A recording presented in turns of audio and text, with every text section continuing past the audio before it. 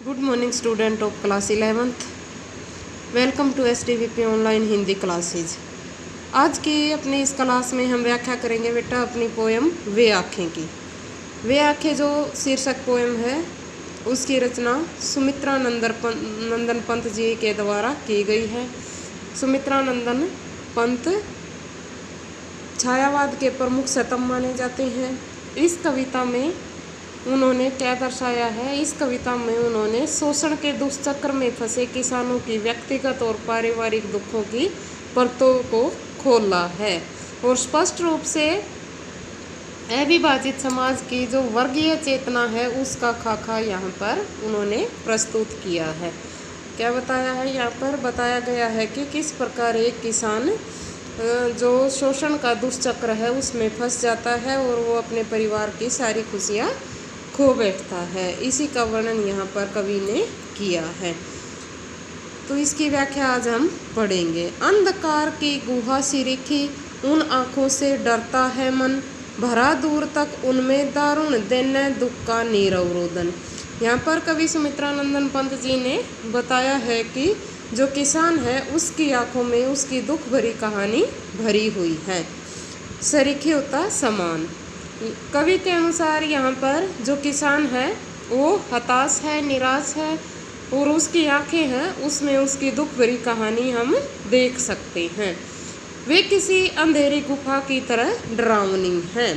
कैसी गुफा के समान डरावनी है? अंधकार की गुहा से रिखी उन आँखों से डरता है मन। किन आँखों से कवि को डर लगता है? किसान की दुख भरी आँखों से डर लगता है जो अंधकार की अंधेरी गुफा की तरह डरावनी है।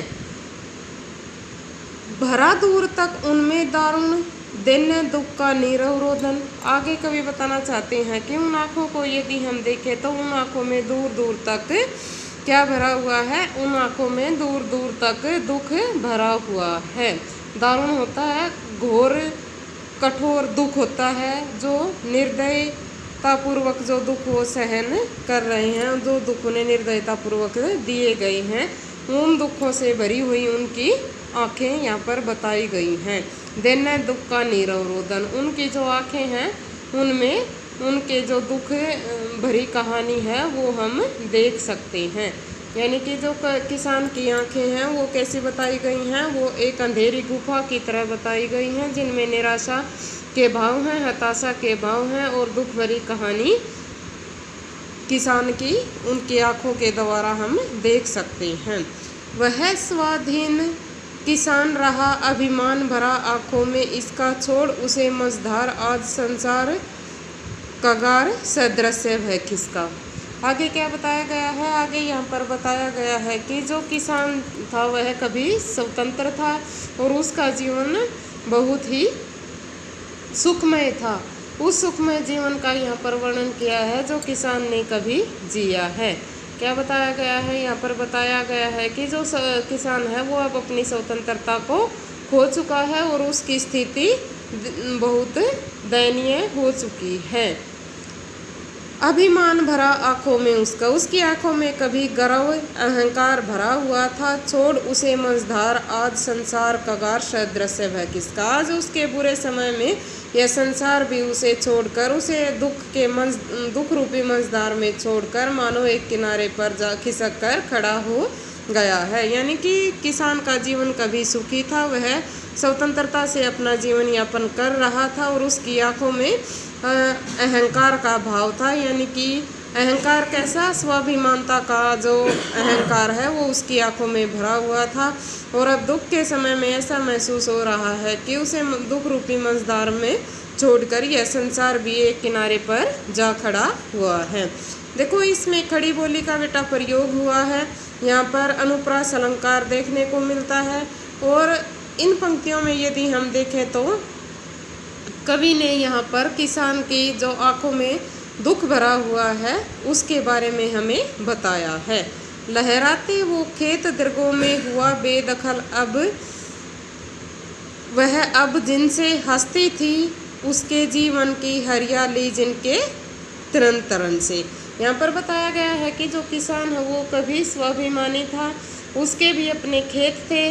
किसान उन खेतों में अपनी लहलहाती जो खेती है उसको याद करता है। अब उसके जो पिछले खेत हैं, जो सुख हैं वो छीन चुके हैं। उसकी एकमात्र संपत्ति उसके खेत थे जिनसे उसे अब बेदखल कर दिया गया है। क्या बताया गया है? लहराते वो खेत दीर्घों में हुआ बेदखल, अब वह उस किसान की आंखों में अपने लहलहाते के जो फसल है, लहलहाते जो खेत है उन को देखा जा सकता है, जिन खेतों को से अब वह बेदखल कर दिया गया है, यानी जिन खेतों पर अब उसका कोई अधिकार नहीं है। हंसती थी उसके जीवन की हरियाली, जिन खेतों के तिनको में उनके जीवन का सुख था, जीवन हंसता हुआ सा महसूस उस फसल की हरियाली के साथ उसका होता था, अब वह खेत भी उसके छीन चुके हैं।